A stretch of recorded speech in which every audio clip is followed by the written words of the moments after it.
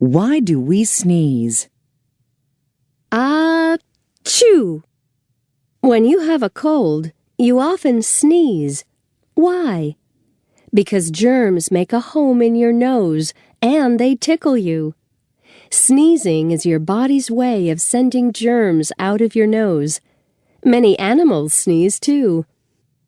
What happens? Your nose doesn't like the germs, so it sends a message to a part of your brain called the sneeze center. The sneeze center sends a message to your muscles. Then, all your muscles push hard. Even your eyes push. That's why you close your eyes when you sneeze. You should have a tissue ready because the sneeze happens very quickly. A sneeze can travel as fast as a car.